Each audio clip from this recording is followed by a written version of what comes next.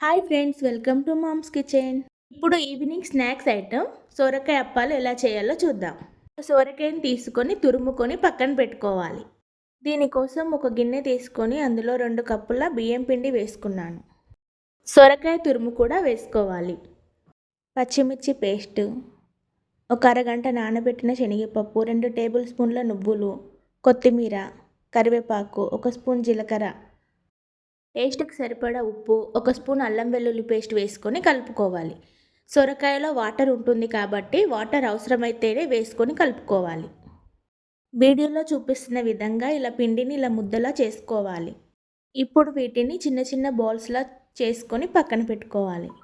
Stove on చేసుకొని ఒక గిన్నె పెట్టుకొని అందులో డీప్ ఫ్రైకి సరిపడా ఆయిల్ వేసుకోవాలి. ఇప్పుడు ఇలాంటి ఒక కవర్ తీసుకొని కొద్దిగా ఆయిల్ అప్లై చేసుకొని ముందుగా చేసి పెట్టుకున్న బాల్స్ని ఇలా ఒత్తుకోవాలి.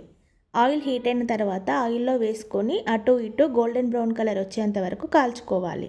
స్టవ్ని మీడియం ఫ్లేమ్లో పెట్టుకొని అప్పాలని అటు ఇటు తిప్పుకుంటూ గోల్డెన్ బ్రౌన్ కలర్ వచ్చేంత వరకు కాల్చుకొని తీసి పక్కన పెట్టుకోవాలి. ఎంతో టేస్టీగా ఉండే సొరకాయ అప్పాలు రెడీ. ఇవి ఈవినింగ్ స్నాక్స్కి పర్ఫెక్ట్ రెసిపీ.